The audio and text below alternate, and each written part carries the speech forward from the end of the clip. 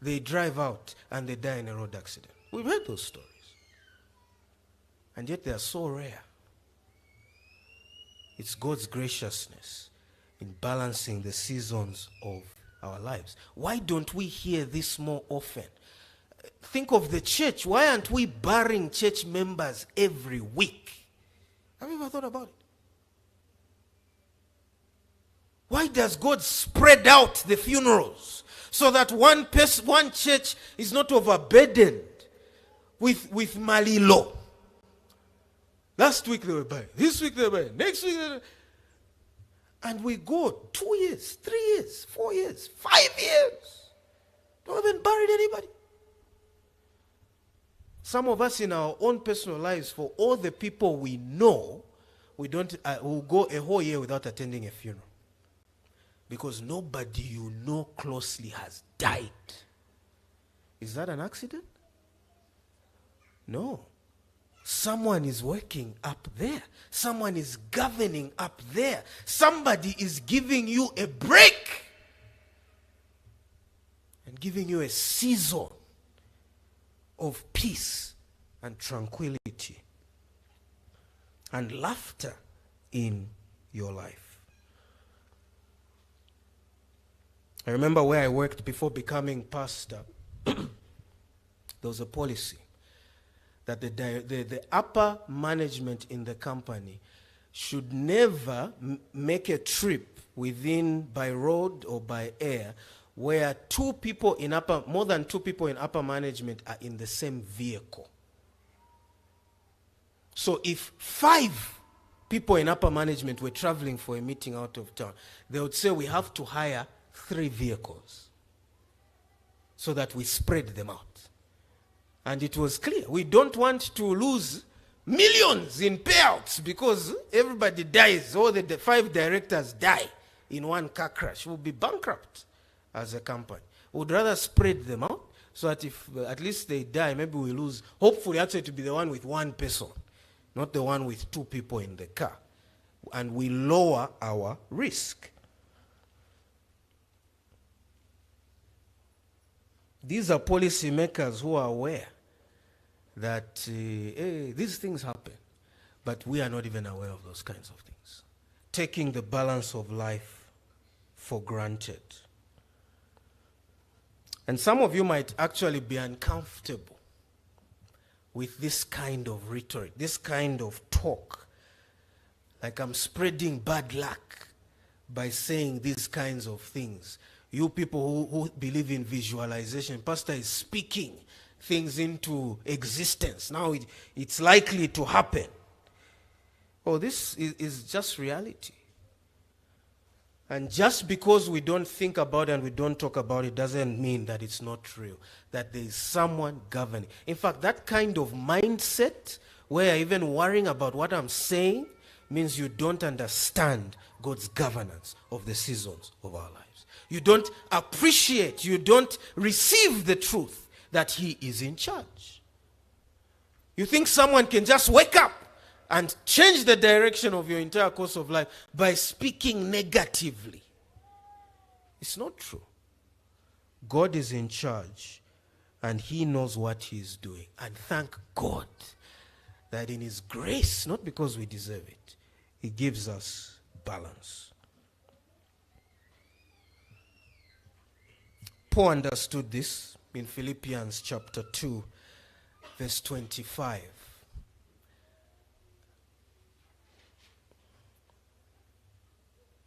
I've thought it necessary to send to you Epaphroditus, my brother and fellow worker and fellow soldier, and your messenger and minister to my need.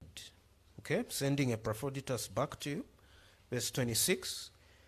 For he has been longing for you all, and has been distressed because you heard that he was ill. Indeed, he was ill, near to death. But God had mercy on him, not only on him, but on me also, lest I should have what? Sorrow upon sorrow. The more eager to send him, therefore, that you may rejoice at seeing him again, and that I may be less anxious. By the way, this is a man writing from prison. And he's locked up because he's preaching the gospel. And yet God nearly took away one of the few men who had been sent to stand by him, to provide for him, to stand with him while in prison. Paul doesn't say, God, how dare you? What are you thinking? I'm here sweating, working for you. I'm locked up for you. And now you are making the one person who I have to help me fall sick. Nonsense. I'm out of here. Why should I be working for such a God who I'm already suffering for him and his motive? No, that's not his attitude. He doesn't think he deserves anything good from God. Thank you, God, that you have spared me from sorrow upon sorrow. Because without your governance of the seasons of my life, that's what life would be. Sorrow upon sorrow. And he says, Lord, thank you for your mercy upon me. Is that our attitude? I don't deserve anything good from God. And yet he graciously governs the seasons of my life so that I don't have sorrow upon sorrow. So that Ecclesiastes 3 verse 1 to 8 doesn't just apply to me in part, in half. Often our sadness is really offensive to God, our depression.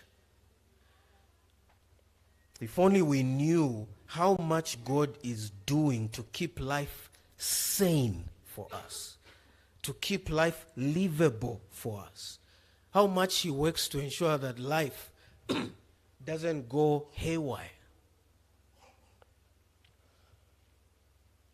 And we get completely depressed because we are not married and others are getting married.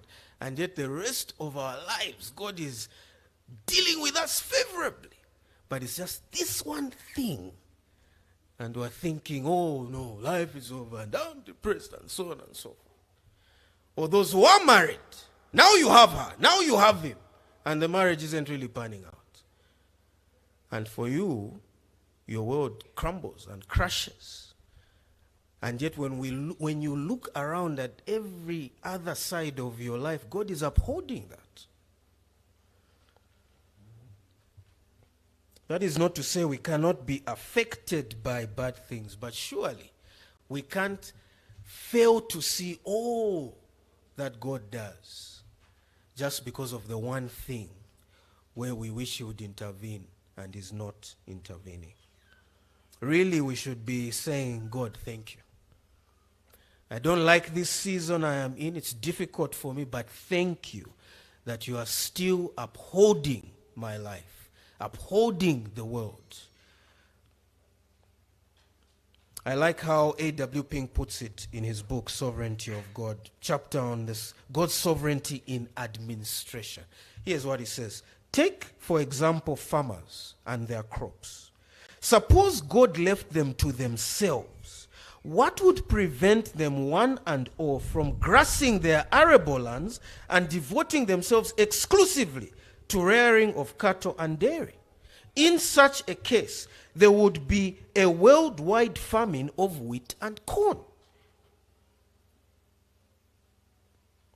If God was not managing affairs so that farmers are not just all running to cattle, or all running, or even all running to another line of work, and now there's no food completely, the thing would crumble.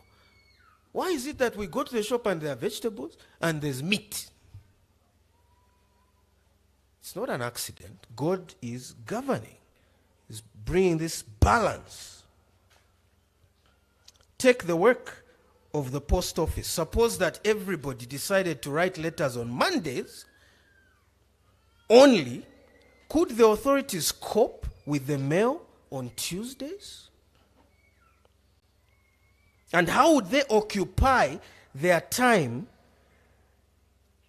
the balance of the week? They would fail to handle the mail on Tuesday, and the rest of the week they would have nothing to do. So again, with storekeepers, I liked this one. What would happen if every housewife did her shopping on Wednesday and stayed home the rest of the week? But instead of such things happening, farmers in different countries both raise sufficient cattle and grow enough grain of various kinds to supply the almost incalculable demand and need of the human race. The males are almost evenly distributed. It's almost an equal distribution over the 6 days of the week. And some women shop on Monday, some on Tuesday, and so on. Do not these things clearly evidence the overruling and controlling hand of God? We could add so many things to this list. There is so much we take for granted that we think, oh, it's just happening. No. God is gracious in how he balances everything. If God did not govern the traffic this afternoon as we are driving out of church, as you are trying to join that road there, you'd have to wait 10 minutes for you to have chance to join. How come when we're driving, we hardly wait 30 seconds and we're able to join? Is that all accidental? God is governing and is gracious in his balance that he brings to life. It's no wonder that God gets quite angry when he does something and we say, how could you do that?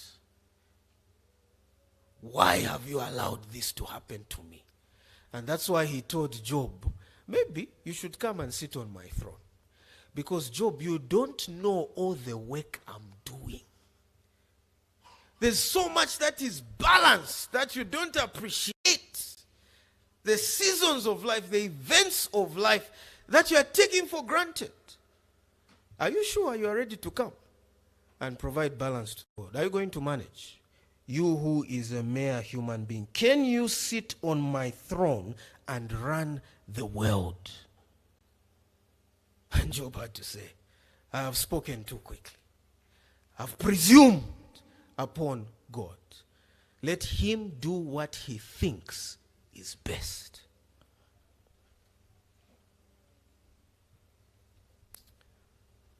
We have no ability to govern times and seasons of our own lives. Let's leave it to God.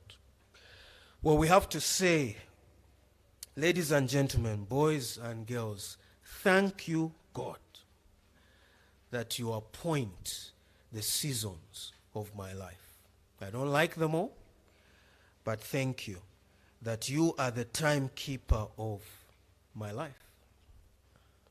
We also have to say we must trust God.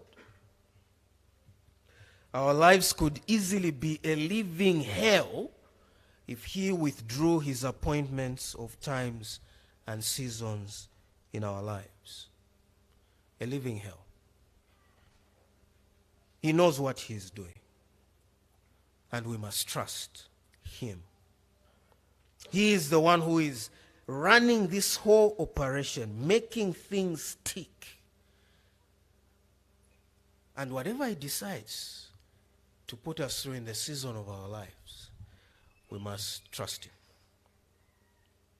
He's not evil. He's shown us that. He's not an evil God. If he was evil, life would be unlivable. This is a good God. So what season are you in your life? What about your life is frustrating you